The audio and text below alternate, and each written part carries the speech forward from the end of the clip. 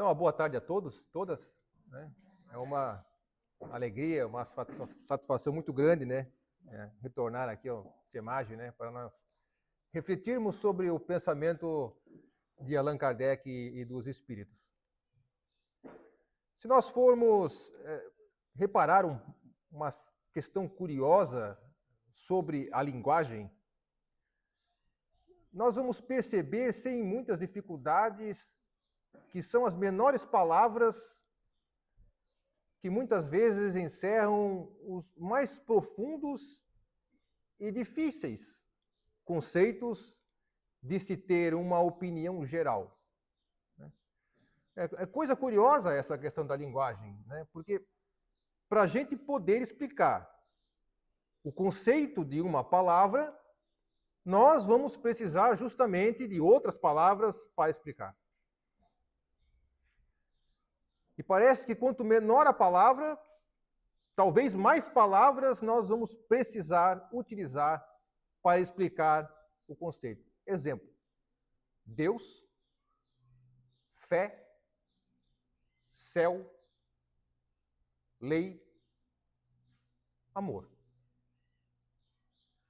Quando duas palavras pequenas destas se encontram numa mesma sentença, talvez a dificuldade em explicá-las duplique, como o tema que nos compete refletir nesta tarde de hoje: a lei de amor.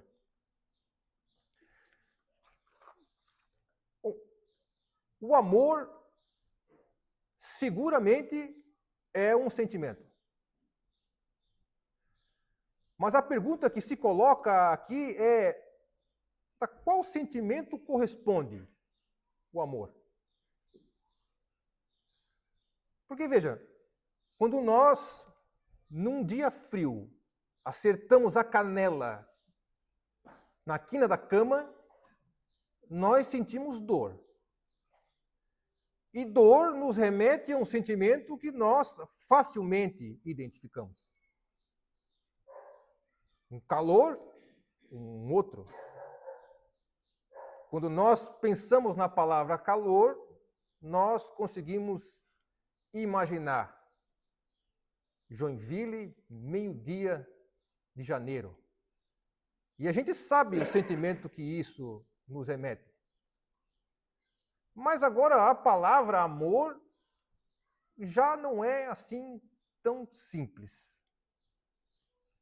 O amor já não é um sentimento que a gente identifica com muita facilidade. E nós também poderíamos pensar, mas se o amor é um sentimento, o que é que justificaria nós utilizarmos da razão nesta tarde de hoje para refletir sobre um sentimento, uma vez que razão e sentimento são coisas completamente diferentes? O que é que justificaria?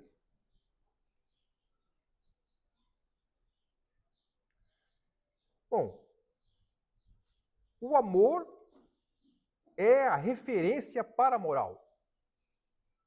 A moral é da alçada da razão. E mais do que isso, a moral é uma imitação do amor.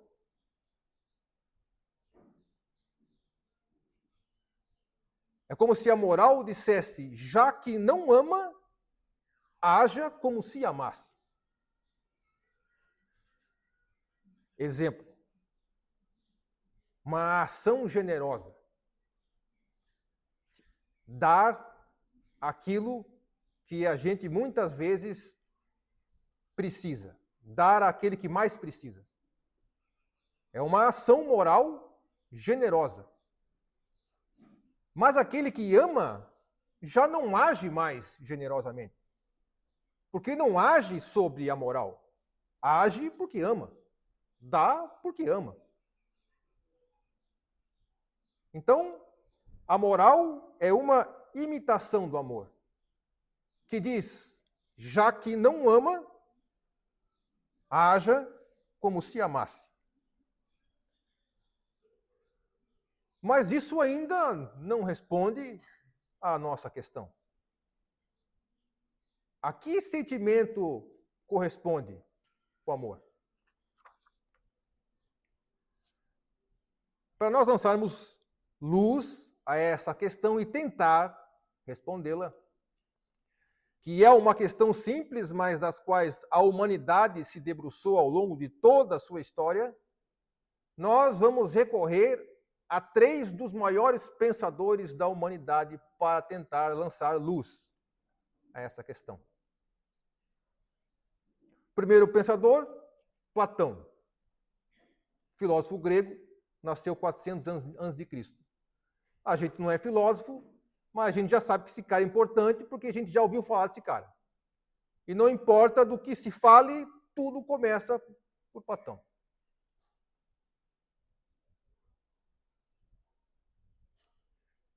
E para Platão, o sentimento que corresponde ao amor é o desejo. Para Platão, a gente ama quando deseja. Daí a expressão amor platônico. Quer dizer, a gente ama na intensidade do nosso desejo. E o que significa também que a gente deixa de amar quando satisfaz o desejo. Mas você, crítico, talvez poderia me perguntar, mas se o amor é desejo, o desejo é o quê? Platão vai responder essa questão na sua obra O Banquete, do belo e do amor. O desejo é a falta. O desejo é o sentimento que falta. Então, o amor é o desejo pelo que falta. É a energia que nós dispomos para ir atrás e conquistarmos aquilo que nós desejamos. Aquilo que nós amamos. Lhes dou um exemplo. Estamos iniciando agosto. Final de ano, dezembro. Festa de Natal, ceia de Natal, com a família. Você de súbito imagina, esse final de ano, a festa será lá em casa. E nós imaginamos uma festa de família, com toda a família. Gente de longe, que a gente não vê faz muito tempo, com a saudade, com o desejo de reunir toda a família numa festa muito bonita. Nesse instante, Platão diria, você ama a família. Ama, porque deseja ver realizado esse desejo. Mas vem o fatídico dia. E a gente se encontra com pessoas, nossos parentes, que não víamos há muito tempo. E o amor dura pouco. Algumas pessoas tecem um comentário, às vezes um tanto quanto ríspido, às vezes um tanto quanto seco, direto, e aquilo de alguma forma nos repercute e nos chama à realidade. As crianças correm por todo lado, quebram as coisas e nós nos vemos desiludidos. Acabou o desejo. Acabou o amor. No sentido como Platão assim o entendia. Um exemplo, outro, sonhado carro zero. A gente imagina o carro dos nossos sonhos. Quando a gente imagina e se dispõe a adquirir esse bem, Platão vai dizer que amamos. Até o fatídico dia de nós adquirirmos e começarmos a ter que pagar o boleto. Acabou o amor. O segundo amor é o amor de Aristóteles. Aristóteles é contemporâneo de Platão, aluno de Platão, um dos alunos mais brilhantes de Platão, e por isso é a segunda pessoa que a gente mais ouve falar quando se trata de qualquer forma de pensamento crítico. Aristóteles se volta a Platão e diz: o seu amor é triste. É muito triste. Isso não é o amor. Digno de nota, os dois eram gregos, não falavam português, não falavam brasileiro. Amor, desejo, em Platão, é eros. E Aristóteles vai dizer: amor não é o desejo pelo que falta. Amor é a alegria pelo que se tem. Alegria em grego, filia.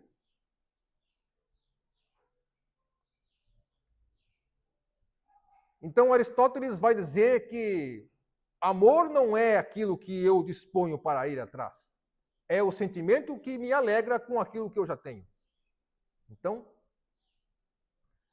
no mesmo exemplo da festa de final de ano, ao invés de eu me frustrar com o pensamento que não se verificou na realidade com a família que eu tenho, eu me alegro com a família que eu tenho, apesar dos defeitos que ela tem.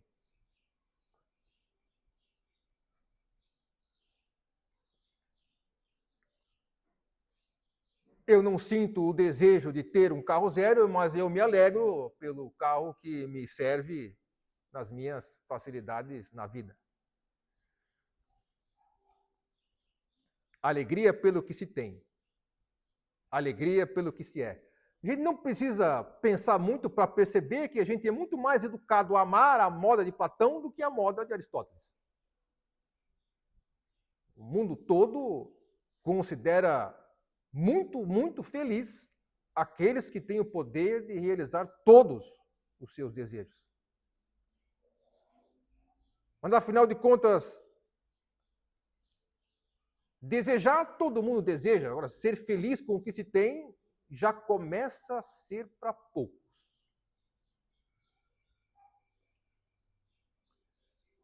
E o terceiro amor é o de Jesus. E o amor de Jesus não tem nada a ver com o amor de Platão e de Aristóteles, por um princípio muito simples. O amor de Platão e de Aristóteles é centrado no amante, ou seja, centrado naquele que ama.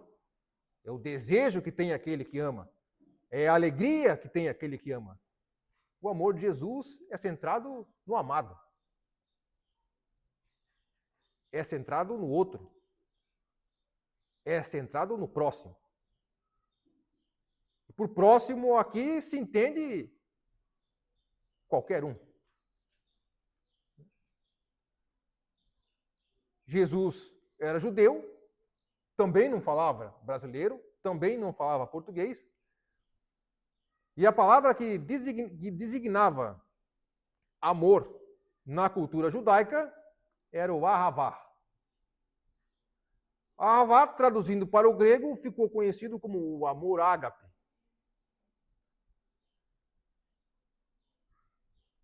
Mas o contexto da palavra ahavá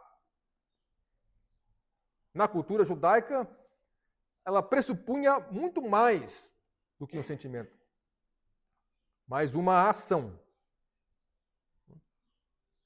Porque ainda poderíamos nos perguntar: a qual sentimento corresponde o amor proposto por Jesus?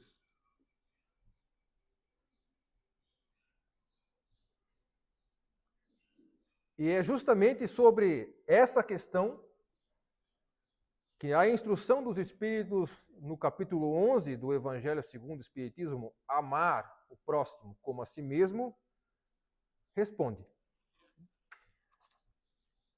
Na instrução dos Espíritos, tem 3 mensagens.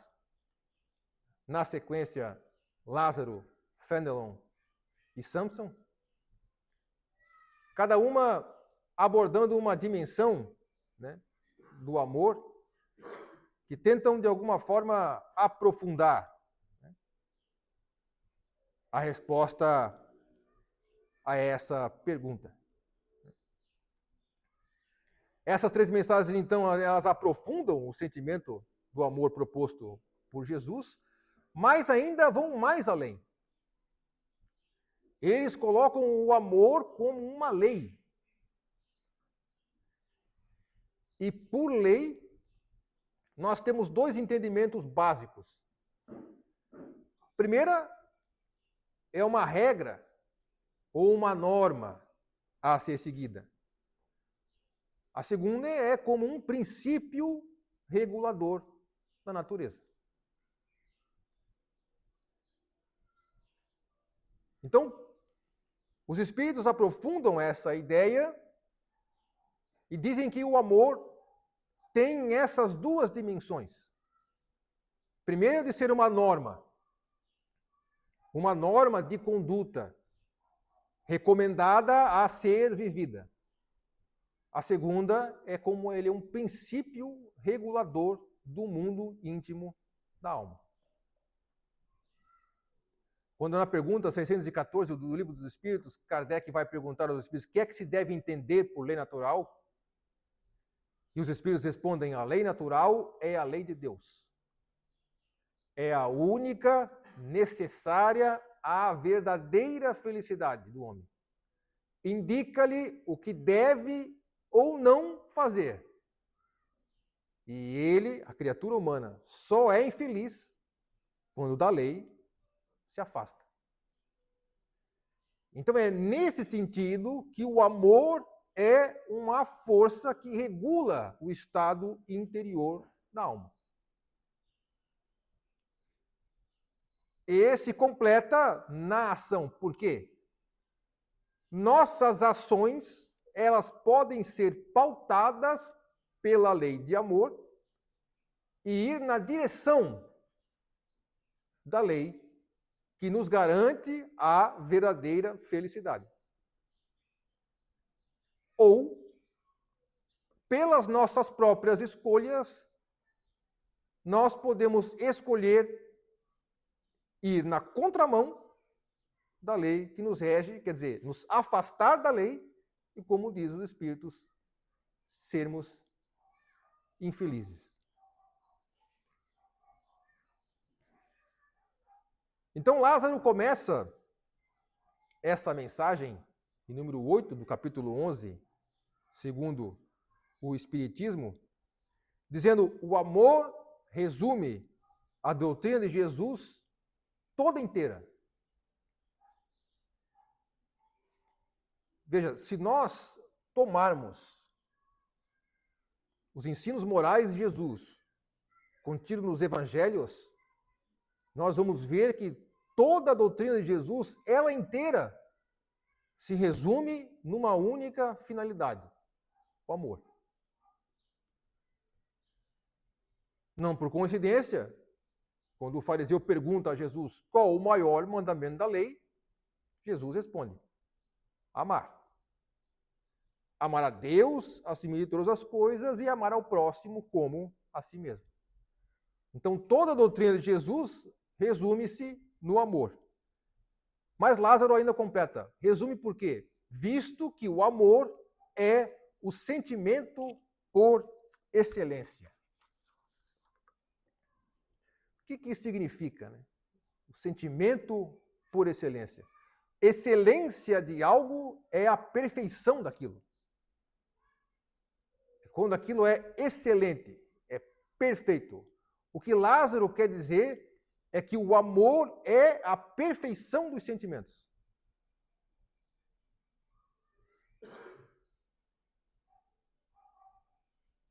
Quer dizer, não há um sentimento que corresponda ao amor, porque o amor, ele é o sentimento elevado. É o sentimento mais nobre.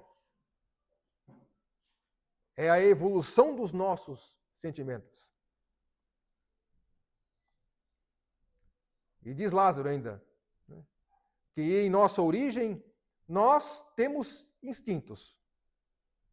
Quando nós vamos avançando, mais avançados, nós temos sensações.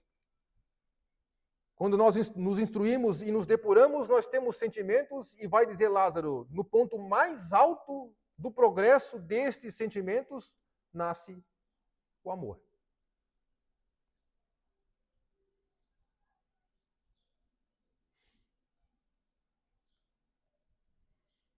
Isso significa que essa mensagem de Lázaro, ela aprofunda o pensamento de Jesus no que tange ao amor entendido. Porque quando Jesus pronunciou a palavra ahavá, dando a entender que esse amor é um mandamento, Lázaro completa que o amor é um processo.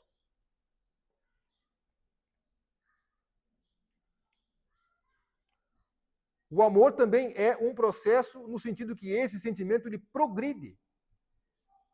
E que o amor entendido por Jesus é a excelência desse progresso. No início, quando nós fomos criados como espíritos, vamos dizer dos espíritos simples e ignorantes, nós só tínhamos instintos. Na sucessão dos nossos progressos, nós fomos desenvolvendo os sentimentos. E no futuro, o progresso desses sentimentos será o amor. Por isso que ainda trata Lázaro de esclarecer não o amor no sentido vulgar do termo, quer dizer, o Eros de Platão. Não é esse amor nesse sentido. Obrigado. Mas vai dizer Lázaro, esse sol interior que reúne em si seu foco todas as aspirações humanas. Todas as aspirações humanas. Se nós fizermos um exame atento da nossa consciência, nós vamos perceber que grande parte da nossa vida está em realizar as nossas aspirações. Aquilo que nós desejamos. O que Lázaro vai dizer é que é a realização desse sentimento, por excelência, o amor, é que resume todas as aspirações humanas. Tudo o que nós fazemos, ainda que de forma errada e de forma afastada da lei, tem como norte a realização da aspiração desse sentimento, de tentar sentir esse sentimento, de realizar esse sentimento. Uma questão bastante sutil e singular. Porque a gente tenta buscar no outro a validação para que nós nos sintamos mais amados. A gente inverte a ordem. Ao invés de nós aprofundarmos e realizarmos esse sentimento nosso para o outro, nós aspiramos o contrário. Nós aspiramos que o outro nos ame. E nesse ponto começa muito dos nossos problemas. A começar porque nós não controlamos o mundo interior do outro. Nós não controlamos o que o outro pensa, nós não controlamos o que o outro sente. O que dirá o que ele pensa e sente por nós. Quando o que Lázaro diz é que é nesse afã de realizar esse sentimento do amor dentro de nós, que resume essas aspirações, é que nos deveria colocar no caminho do progresso interior. Por isso que Lázaro, na sequência, vai dizer: o espírito precisa ser cultivado como um campo. E esse conceito de cultivo é muito difundido pelos espíritos nas obras de Kardec. Cultivar. Quem tem algum hábito de se dedicar à jardinagem, à plantação, alguma coisa, sabe o trabalho que dá a cultivar. Todo dia. Todo dia aquele mesmo trabalho. Por quê? Porque se nós não nos dedicarmos ao cultivo daquilo que nós trabalhamos, ali seja qualquer planta, seja uma horta, qualquer coisa, morre. Não vinga. E mais, a gente também sabe, por analogia, que Não basta só a planta crescer. Nós temos que manter viva a planta. A horta, ou seja lá o que for equivalente. E isso exige trabalho. Um trabalho incessante de todos os dias. E a gente se descuida desse trabalho.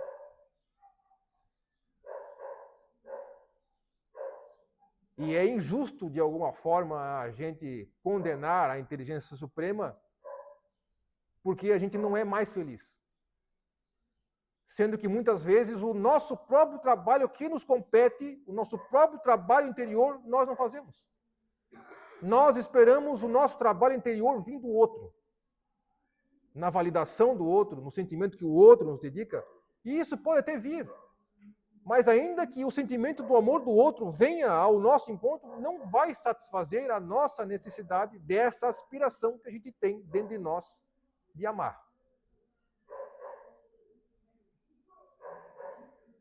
Por isso que diz ainda Fenelon, na mensagem da sequência, que diz que o amor é de essência divina, e vós, do primeiro ao último, tendes a centelha desse fogo sagrado.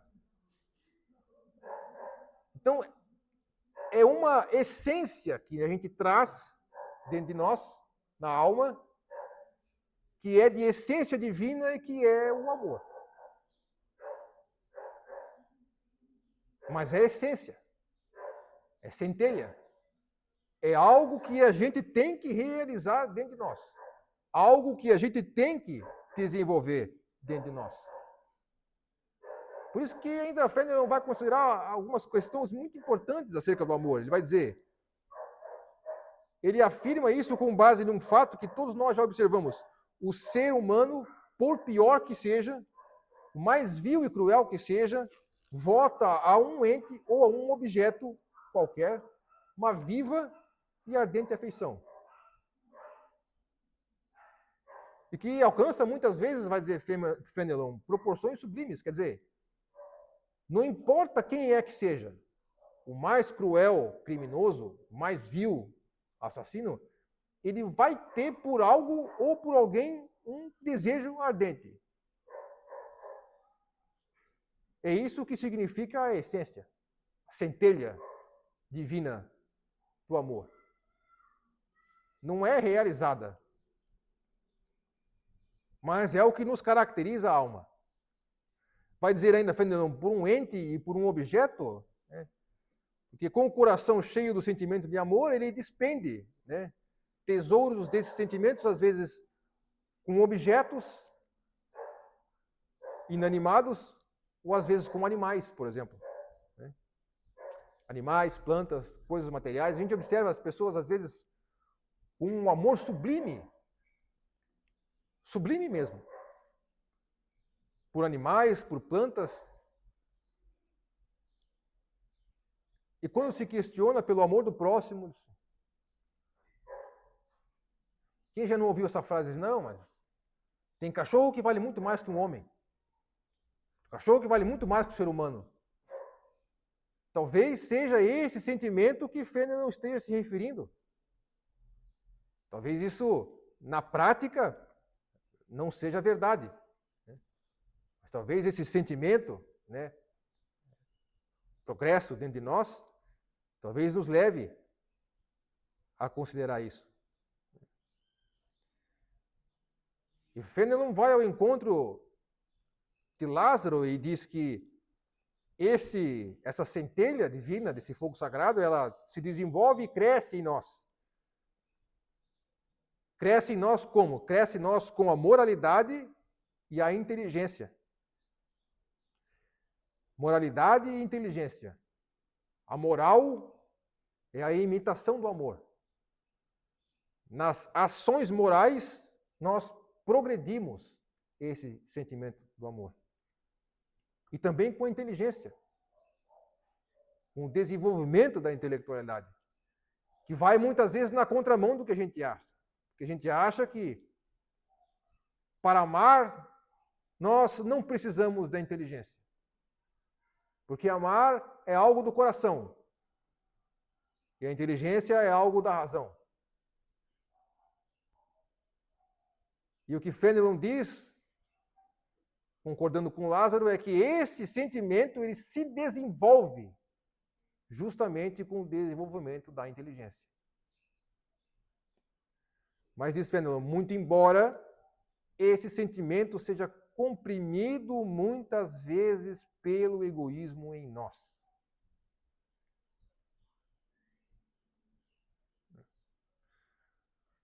Vamos dizer, os espíritos, o mais radical de todos os vícios, o egoísmo. Veja que questão interessante que se coloca no pensamento dos espíritos. O uso da nossa liberdade para progredir o sentimento do amor ou sufocá-lo.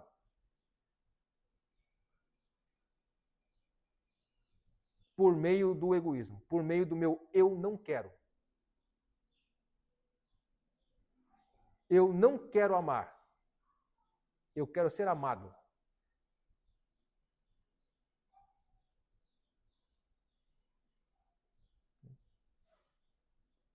Questão importante levantada por Fenelon. Nós comprimimos, nós restringimos o desenvolvimento do amor. Quer dizer, nós temos dentro de nós esse impulso. Da onde vem esse impulso? Esse impulso vem da lei. Da lei que regula a nossa felicidade, o estado interno da nossa felicidade. E por que é assim? Porque Deus quis. Porque a inteligência suprema, quando instituiu o que é a felicidade da alma, instituiu assim. A alma é feliz quando desenvolve em si esse sentimento por excelência, regido por esse impulso que eu coloquei dentro da alma de cada um.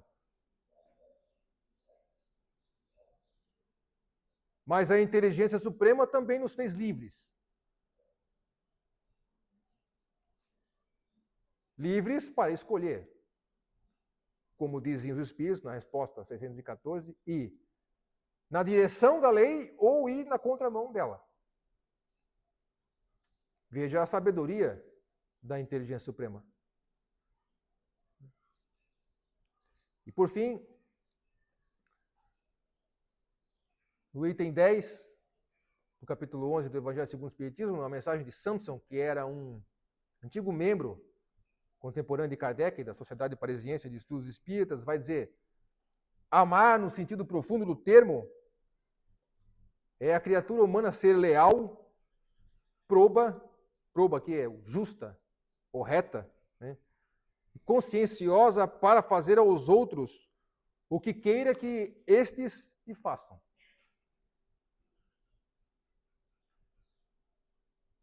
Amar, no sentido mais profundo, vai dizer Samson, é procurar em torno de si o sentido íntimo de todas as dores que acabrunham seus irmãos, para suavizá-las.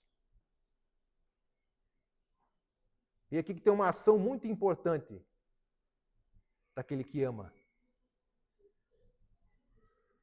Aquele que ama é como? É justo, é reto, é consciencioso, é leal e faz o quê? Procura em torno de si o sentido íntimo de todas as dores que acabrunham seus irmãos. Uma vez teve um rico empresário que procurou Madre Teresa de Calcutá, ganhadora do Prêmio Nobel da Paz do século XX, missionária da caridade, ajudava os mais pobres necessitados de Calcutá, na Índia. Procurou Madre Teresa profundamente interessado nos seus trabalhos. E mais ainda, interessado com aquilo que ela tinha dentro de si. Aquela paz contagiante. Chegou a Madre Teresa de Calcutá e perguntou: Madre Teresa, o que eu posso fazer pela paz mundial? Madre Teresa olhou para ele e disse: meu filho, vá para casa e ame sua família.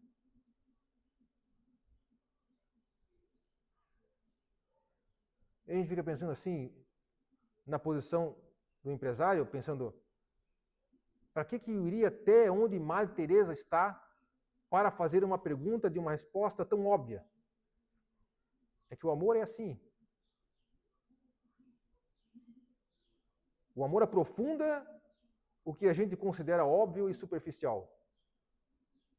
Porque muitas vezes a gente quer amar o outro, mas não consegue amar a família.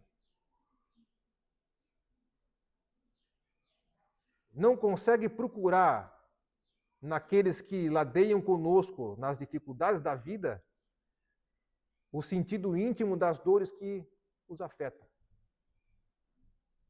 E a gente não procura suavizá-las. E nas nossas conclusões, nós citamos uma mensagem do Espírito Protetor na Revista Espírita de 1861, de março de 1861, cujo título é Lições Familiares da Moral. O Espírito Superior ele termina uma mensagem com uma frase muito profunda. Ele vai dizer: a harmonia do mundo material é o belo. Contudo, é a parte menos nobre da criação.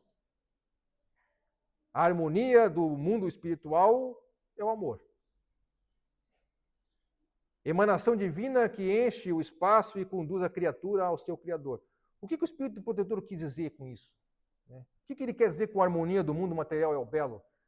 Quando nós lançamos o olhar ao mundo e contemplamos algo na natureza, seja uma bela paisagem, seja um céu estrelado, uma noite, e nós temos esse sentimento assim, nossa, que bonito isso, né? Belo.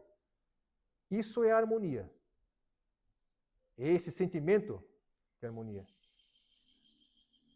O que o Espírito Protetor quer dizer é que no mundo dos espíritos, a harmonia do mundo dos espíritos é o amor. É a emanação divina que enche o espaço e conduz as criaturas ao Criador. Nós começamos essas reflexões nos perguntando: a que sentimento corresponde o amor? E terminamos descobrindo talvez que essa pergunta estivesse incompleta. O amor não corresponde simplesmente a um sentimento como os outros. O amor é o sentimento por excelência. É a força que transforma instintos em sensações, sensações em sentimentos e sentimentos em virtudes. Se o amor é lei na natureza, então o amar não é uma questão apenas de dever moral. Amar é aprender aquilo que fomos criados para ser. Talvez por isso Jesus não tenha dito apenas conhecei, instruir, acreditai ou pensai. Ele disse, amai-vos uns aos outros. E mais do que isso, amai-vos uns aos outros como eu vos amei. Não é qualquer forma de amar. Porque no fim, toda a evolução espiritual pode ser resumida nessas únicas palavras: aprender a amar. Que Deus nos abençoe.